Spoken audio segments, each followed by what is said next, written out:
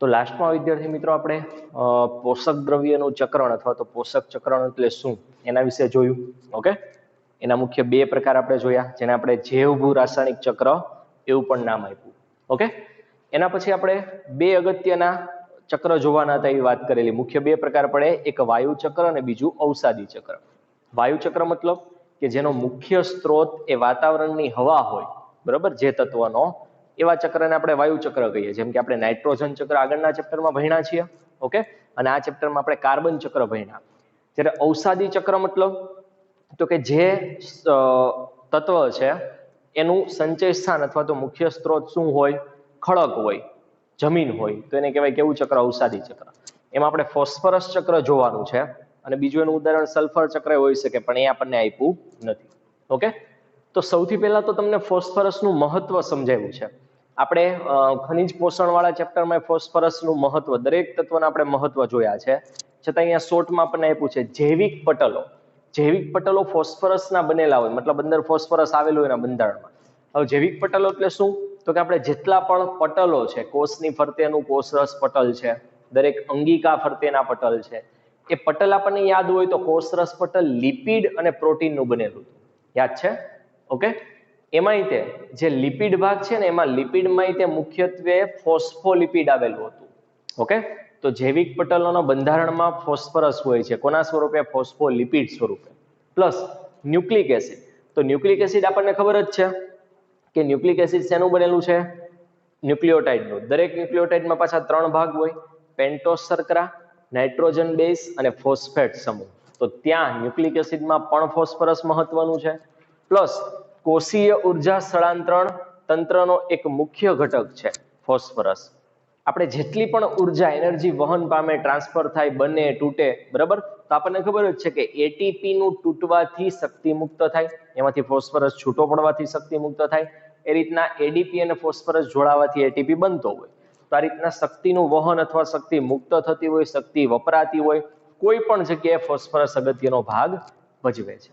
Okay, ઘણા પ્રાણી, next હજી મહત્વ જ ચાલે છે, ઘણા પ્રાણીઓને તેના કવચ, એના હાડકા અને દાંત, આપણને ખબર છે આપણા હાડકા અને દાંતમાં કેલ્શિયમ પ્લસ અગત્યના ઘટક તરીકે શું હોય છે? ફોસ્ફરસ. એટલે કંકાલ, કવચ જે બહારનું હોય, હાડકા અને દાંત, એના બનાવવામાં પણ અથવા તો એના બંધારણમાં પણ ફોસ્ફરસ મોટી માત્રામાં આવશ્યકતા એની હોય છે. ઓકે, હવે આગળ વાત કરીએ, ચક્ર કઈ રીતના ચાલુ થાય છે, ફરે છે કઈ રીતના ચક્ર. તો ફોસ્ફરસના કુદરતી સંચય સ્થાન એ પર્વતો છે. ઓકે, પર્વતોની અંદર ખડકો હોય, એમાં અંદર ફોસ્ફરસ સંચિત થયેલો હોય છે, જે ફોસ્ફેટના સ્વરૂપમાં ફોસ્ફરસને સંચિત કરે છે. કયા સ્વરૂપે અંદર આવેલો હોય? તો કે ફોસ્ફેટ સ્વરૂપે. Okay, phosphorus. આગળ કઈ રીતે નિવસન તંત્રમાં એ આવે છે, એનું વહન કઈ રીતે થાય છે, ચક્રીયકરણ કઈ રીતના પામે છે? તો સિમ્પલ વસ્તુ છે કે જ્યારે વરસાદ પડે ત્યારે એ વરસાદના પાણી દ્વારા ખડકોમાંનો ફોસ્ફેટ છે એ ધોવાય છે. એના દ્વારા એ પાણીની અંદર જ દ્રાવ્ય થઈને જમીન ઉપર આવે છે. જમીનમાં પાણી ઉતરે છે એટલે જમીનમાં ફોસ્ફરસ આવી ગયો. આ જમીનમાંથી વનસ્પતિ ફોસ્ફરસને મૂળ દ્વારા શોષે છે. ઓકે, વનસ્પતિને પ્રાણી ખાય તો એમાં ફોસ્ફરસ ગયો. એના બંધારણમાં મેં કીધું આમ હાડકામાં, દાંતમાં, એમાં ફોસ્ફરસ સંચિત થાય છે. બીજી ઘણી બધી ક્રિયાવિધિમાં ફોસ્ફરસ વપરાય છે, વનસ્પતિ, પ્રાણી બંનેમાં. જ્યારે આવા વનસ્પતિ અને પ્રાણીનું મૃત્યુ થાય, એનું વિઘટન થાય, ત્યારે વિઘટકો દ્વારા કેટલાક સ્પેશિયલી બેક્ટેરિયા છે, ફોસ્ફેટ દ્રાવીકરણ કરતા બેક્ટેરિયા, જેને ફોસ્ફેટ સોલ્યુબલાઇઝિંગ બેક્ટેરિયા કહેવાય, એ આવા વનસ્પતિ અને પ્રાણીના મૃત દેહમાંથી ફોસ્ફરસને છૂટો પાડી અને ફરી પાછો ક્યાં એડ કરી દે છે? જમીનમાં. આ રીતના જમીનમાંથી ફરી પાછું કોના દ્વારા? વનસ્પતિના મૂળ દ્વારા એનું શોષણ કરવામાં આવે. તો આ રીતના કન્ટિન્યુ ચક્રીયકરણ ફોસ્ફરસનું શું થાય? થતું રહે. ઓકે, અંદર જોઈએ, જ્યારે પર્વતોનું અપક્ષયન મતલબ ધોવાણ પામે ત્યારે આ ફોસ્ફેટની નહિવત માત્રા, બહુ લિમિટેડ, કેમ કે ધોવાણ થઈને બધો ફોસ્ફરસ ન આવી જાય, ધીમે ધીમે ફોસ્ફરસ છૂટો પડી અને ભૂમિય દ્રાવણમાં દ્રાવ્ય થાય છે, જમીન ઉપર આવે છે એવો. ઓકે, અને વનસ્પતિના મૂળ વડે તેને શોષી લેવામાં આવે છે. ઓકે, આકૃતિમાં આપણે જોવાનું છે, પછી જોઈએ. વનસ્પતિને ખાય તૃણાહારી, તૃણાહારીને ખાય માંસાહારી. તો આ રીતના તૃણાહારી અને અન્ય પ્રાણીમાં આ તત્વ વનસ્પતિમાંથી મેળવે છે. ઓકે, આગળ નકામી નિપજો એટલે વેસ્ટ પ્રોડક્ટ હોય, પ્લસ એ સજીવો મતલબ વનસ્પતિ અને પ્રાણીનું મૃત્યુ થાય ત્યારે મૃત જીવોનું કોના દ્વારા? તો કે ફોસ્ફેટ દ્રાવીકરણ બેક્ટેરિયા, જેને ઇંગ્લિશમાં કહેવાય ફોસ્ફેટ સોલ્યુબલાઇઝિંગ બેક્ટેરિયા દ્વારા એનું વિઘટન થાય ત્યારે ફોસ્ફરસ ફરી પાછો ક્યાં મુક્ત કરી દેવામાં આવે છે? જમીનમાં. ઓકે. કાર્બન ચક્રની જેમ શ્વસન દ્વારા વાતાવરણમાં ફોસ્ફરસની મુક્તિ કરી શકતો નથી. એટલે આપણે કેમ વાયુ સ્વરૂપે શ્વસન કરીએ તો આપણે કાર્બન ડાયોક્સાઇડ પાછો વાતાવરણમાં મુક્ત કરી દેતા, ઓકે, એમ ફોસ્ફરસ વાયુ સ્વરૂપે મુક્ત ન થાય, સજીવો ન કરી શકે. એનું ફરજિયાત વિઘટન થાય ત્યારે જ એ જમીનમાં એડ થાય. ઓકે. અને કાર્બન ચક્રની જેમ શ્વસન દ્વારા આપણે કીધું એમ ફોસ્ફરસ વાતાવરણમાં મુક્ત થઈ શકતો નથી. શું તમે કાર્બન ચક્ર અને ફોસ્ફરસ ચક્ર વચ્ચેનો તફાવત કહી શકો? હા, આપણને અહીંયા આપ્યા જ છે. એક બે મુદ્દા. એક તો પહેલો મુદ્દો કે અહીં કાર્બન ચક્ર અને ફોસ્ફરસ ચક્ર વચ્ચેનો મુખ્ય મહત્વના બે તફાવતમાંનો એક તફાવત કહું કે કાર્બન છે ને એ બહુ મોટી માત્રામાં વાતાવરણમાં આવતો હતો એના સંચય સ્થાનમાંથી. સંચય સ્થાન હતું એનું વાતાવરણ, હવામાં CO2 સ્વરૂપે હોય, એ નિવસન તંત્રમાં મોટી માત્રામાં આવતું હતું. કોના દ્વારા? તો કે વનસ્પતિ મોટી માત્રામાં પ્રકાશ સંશ્લેષણ કરી આ CO2 ને વાપરી અને ખોરાક બનાવતી. જ્યારે ફોસ્ફરસ એની માત્રામાં બહુ લિમિટેડ માત્રામાં નિવસન તંત્રમાં પ્રવેશે કે જ્યારે વરસાદ પડે, ખૂબ વરસાદ પડે, ધોવાણ થાય, ધોવાણમાં બહુ ઓછી માત્રામાં એ ખાલી ક્યાં આવે છે? નિવસન તંત્રમાં આવે છે. જ્યારે પેલો ખૂબ વધારે માત્રામાં આવતો હતો. કોણ? Carbon dioxide, carbon. Okay. Plus બીજું એક એન્ટ્રીનો પોઈન્ટ તફાવત છે. આ બહુ વધારે માત્રામાં આવે કાર્બન, ફોસ્ફરસ બહુ ઓછી માત્રામાં આવે. એક એક્ઝિટનો, એક ફરી પાછો વાતાવરણમાં એડ થાય એનો એક તફાવતનો પોઈન્ટ છે. શું? કે આપણે મતલબ સજીવો ઉચ્છ્વાસ દરમિયાન વાયુ સ્વરૂપે CO2 એટલે કે કાર્બન મુક્ત કરી શકતા, પણ ફોસ્ફરસ વાયુ સ્વરૂપે એડ થાય નહીં. તો આ બે તફાવતના પોઈન્ટ તમને ટેક્સ્ટબુકમાં આપ્યા છે. પહેલો પોઈન્ટ એ છે કે વરસાદ દ્વારા ફોસ્ફરસનો વાતાવરણમાં અંતઃપ્રવેશ એ કાર્બનના અંતઃપ્રવેશ કરતા ખૂબ ઓછો છે. કાર્બન તો પ્રકાશ સંશ્લેષણથી બહુ વધારે માત્રામાં વાતાવરણમાં આવતો હતો, પણ ફોસ્ફરસ એટલી માત્રામાં જેટલો કાર્બન આવતો હતો એટલી માત્રામાં ઝડપથી વાતાવરણમાં આવતો નથી. ઓકે. અને નેક્સ્ટ બીજો પોઈન્ટ છે, આ ચક્ર પણ સાથે સાથે આપણે જોવાનું છે. ઓકે. અને બીજો પોઈન્ટ એ છે કે સજીવ અને પર્યાવરણ વચ્ચે ફોસ્ફરસનો વાયુ વિનિમય નથી થતો, જેમ કાર્બનનો થતો હતો. ઉચ્છ્વાસ દરમિયાન આપણે CO2 ડાયરેક્ટ વાતાવરણમાં મુક્ત કરી શકતા હતા, એમ ફોસ્ફરસનો વાયુ વિનિમય થતો નથી. ઓકે. તમને સિમ્પલ અહીંયા ફોસ્ફરસ ચક્ર બતાવ્યું છે, એકદમ સિમ્પલ છે, ધ્યાન આપજો. અહીંથી આપણે સ્ટાર્ટ કરીશું. ખડકોમાં, ખનિજોની અંદર ફોસ્ફેટ સ્વરૂપે ફોસ્ફરસ આવેલો હોય, એનું અપક્ષયન મતલબ ધોવાણ થાય એટલે ક્યાં આવે? ભૂમિય દ્રાવણમાં. ભૂમિય દ્રાવણમાંથી એને વહન પાઈમાં રાખી, એક તો અલગ અલગ જગ્યાએ જાય. ઓકે. જમીન, પાણી, નદી, તળાવ છે એના સ્વરૂપે અલગ અલગ જગ્યાએ ફોસ્ફરસ પહોંચે એટલે નિરંતર એનું વહન થાય. અને બીજું કે એને ગ્રહણ કરે કોણ? ઉત્પાદકો. ઉત્પાદકોને કોણ ખાય? ઉપભોક્તા, મતલબ બધા પ્રાણી, તૃણાહારી, માંસાહારી. ઓકે. આ બંનેનું મૃત્યુ થાય, ઉપભોક્તાનું અને ઉત્પાદકોનું. ત્યારે કચરો પડે, કચરો પડવો એવું લખ્યું છે, એટલે ઇન શોર્ટ કે જે મૃત દ્રવ્ય છે એનું વિઘટન થાય નિક્ષેપ દ્રવ્યનું, એટલે ફરી પાછો એ ક્યાં એડ થઈ જાય? ભૂમિય દ્રાવણમાં. ભૂમિય દ્રાવણમાંથી ફરી પાછો કોણ એને ગ્રહણ કરે? ઉત્પાદકો. આ રીતના સિમ્પલી કન્ટિન્યુ ફોસ્ફરસ ચક્ર કન્ટિન્યુ ચાલ્યા રાખે. ક્લિયર? તો આ તો આપણું બીજું ચક્ર, ફોસ્ફરસ ચક્ર. અને લાસ્ટમાં આપણે એક નિવસન તંત્રીય સેવાઓ કરીને થિયરી છે, બહુ સરસ થિયરી છે આમ તો, એ આપણે જોવાની છે. ઓકે.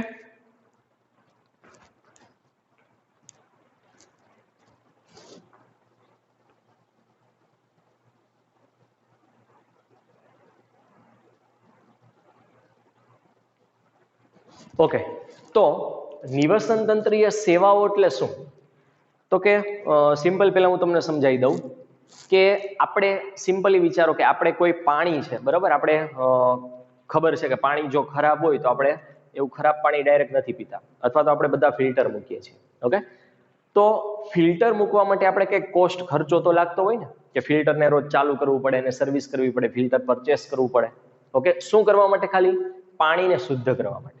એ રીતના તમને ખબર હોય તો હાલમાં મોટા સિટી હોય તો પ્રદૂષણની માત્રા ખૂબ વધી ગઈ છે. દિલ્હી જેવા શહેરોમાં ખાસ તમને ખબર હોય તો OD1 સિસ્ટમ લાગુ પાડવી પડી હતી. વાહનના છેલ્લો આંકડો 1 હોય તો એક દિવસ એ લોકો 12 વાહન લઈ જાય, એક દિવસ છેલ્લો આંકડો 2 હોય એ લઈ જાય, પોલ્યુશનને કંટ્રોલ કરવા માટે. તો તમને ખબર હોય તો હમણાં છે ને ઘણા એર પ્યોરિફાયરની પણ એડ આવે છે.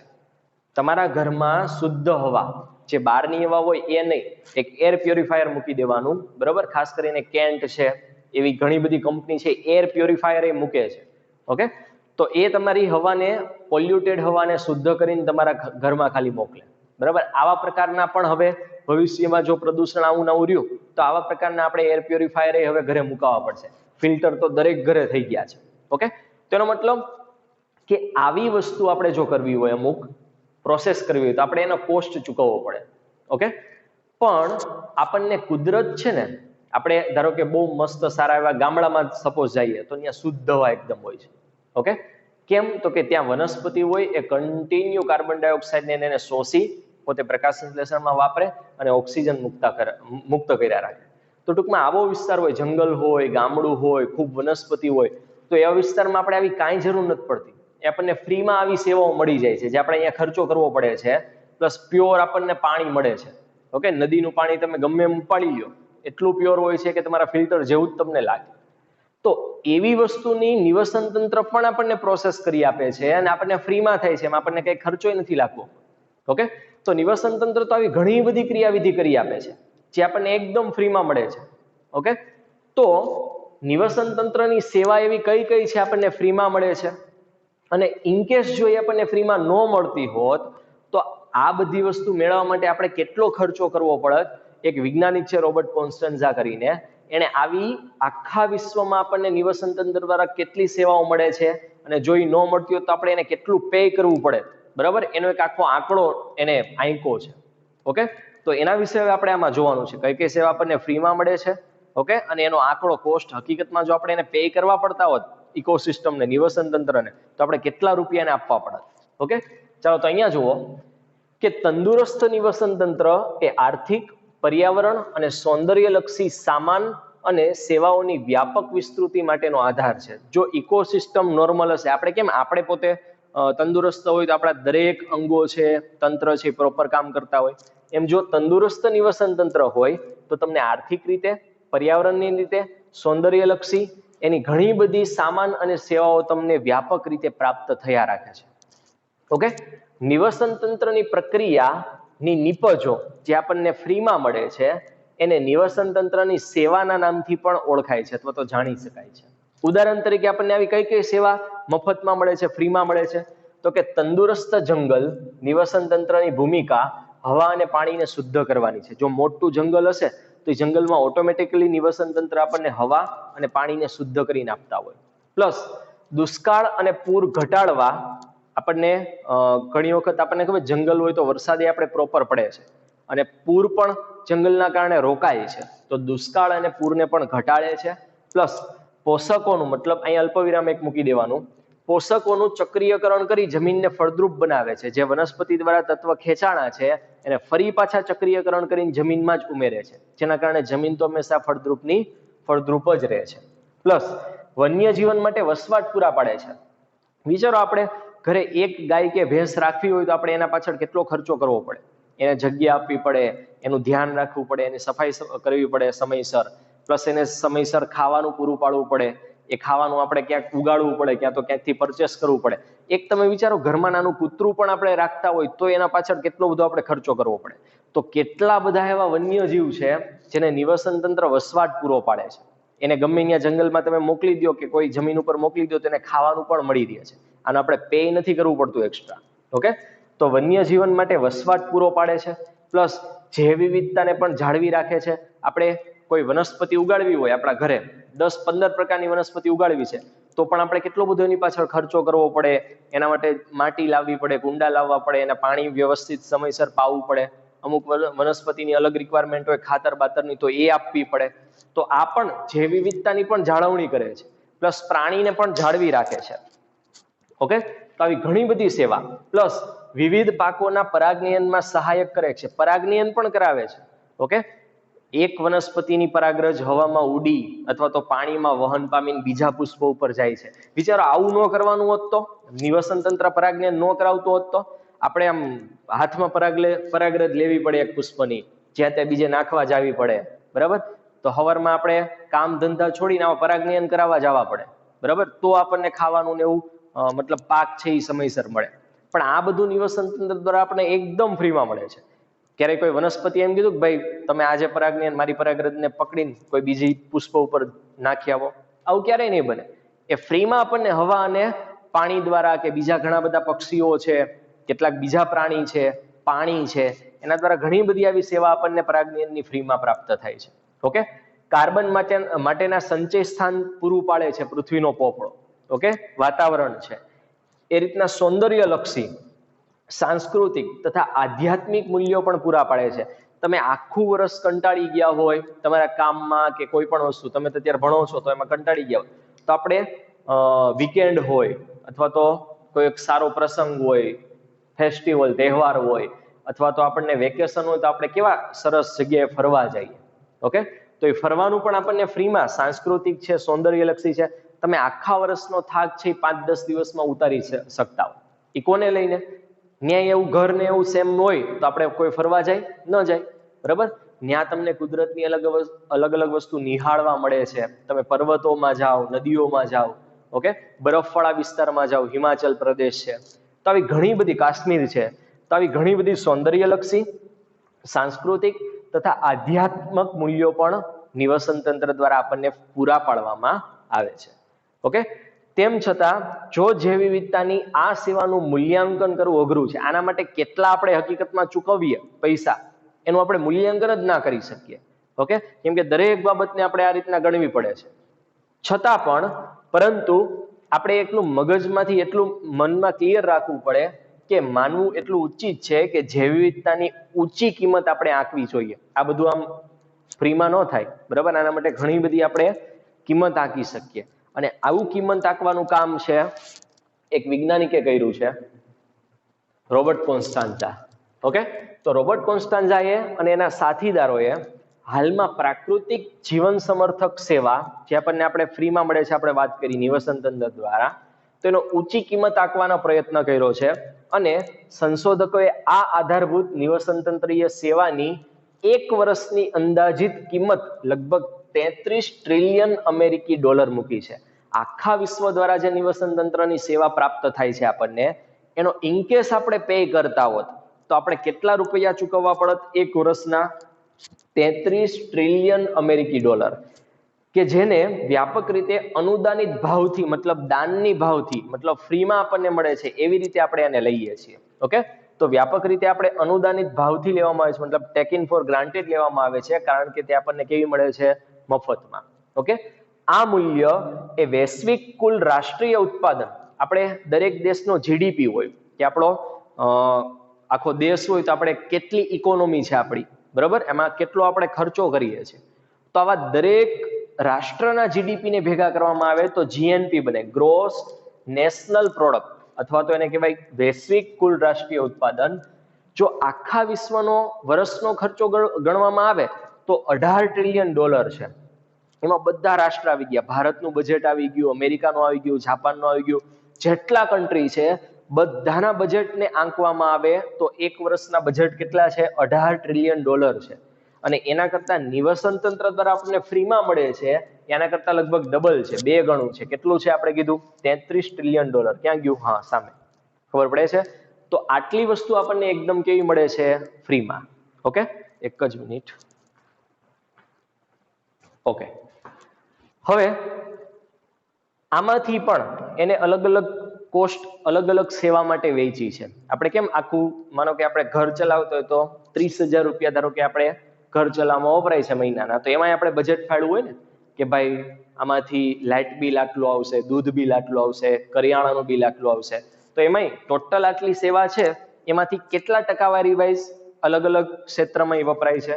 તો કે વિવિધ નિવસન તંત્રની સેવાની કુલ કિંમતમાંથી 50% કિંમત તો લગભગ ભૂમિ સંરચના માટે, મતલબ જમીન મેળવવા માટે, જમીન બનાવવાની કિંમત. આપણે વિચારો કોઈ એકદમ વેરાન જમીન હોય એને આપણે ફળદ્રુપ બનાવી છે તો આપણે કેટલો બધો ખર્ચો કરવો પડે, એમાં સેન્દ્રિય ખાતર નાખવા પડે, જમીનને ખેડવી પડે, ત્યારે વર્ષો પછી એ જમીન ફળદ્રુપ બને છે. કોઈની જમીન વેરાન એકદમ પડી હોય ને એને પાક લેવો હોય તો એને ખબર હશે, ખેડૂત ખાસ કરીને હોય તો ખબર હોય કે જમીનને ખેડવી પડે, એમાં વર્ષો સુધી તમારે માટી અને સેન્દ્રિય ખાતર ઠાલવવા જ પડે. એ ક્યાંક બીજે છે એ તમે ઠાલવીને બનાવો છો એટલે, બાકી એકદમ નવી જમીન બનાવવાની હોય ફળદ્રુપ તો બહુ એની કિંમત લાગે. તો આખા જેટલી આ $33 ટ્રિલિયન છે અમેરિકી ડોલર, એમાંથી 50% ખર્ચો તો માત્ર ભૂમિની સંરચનામાં મતલબ જમીન બનાવવામાં અથવા તો એને સાચવવામાં જાળવણીમાં વપરાય છે. ઓકે, અને બીજી સેવા જેવી કે મનોરંજન તથા પોષક દ્રવ્યનું ચક્રીયકરણ કરવું હોય તેમાં લગભગ 10% જેટલી આમાં ટોટલ રકમ છે એમાંથી એટલી 10% જેટલી આમાં વપરાય છે પોષક દ્રવ્યના ચક્રીયકરણમાં અને મનોરંજનમાં. ઓકે, લાસ્ટમાં જે વન્યજીવો છે, પ્રાણીઓ છે, એને આબોહવાના નિયમન કરવા તથા એને વસવાટ પૂરો પાડવામાં લગભગ કેટલો 6% જેટલો ભાગ વપરાય છે. ઓકે, તો આ તમને જેટલી ટોટલ સેવા છે એમાંથી પણ અલગ અલગ ટકાવારીમાં કઈ કઈ સેવામાં કેટલા ખર્ચો થાય છે, કેટલા ટકા ખર્ચો થાય છે એ આપણને લાસ્ટમાં આપ્યો છે. તો આ થિયરીથી નિવસન તંત્રનું શું સેવા જે આપણને ફ્રીમાં મળે છે એની કિંમત કેટલી હોઈ શકે ઇનકેસ જો આપણે પે કરવાના થાય તો. ઓકે, એના વિશે આપણને આ થિયરી લાસ્ટમાં આપેલી છે. તો અહીંયા આપણું આ ઇકોસિસ્ટમ ચેપ્ટર પૂરું થાય છે. ક્લિયર?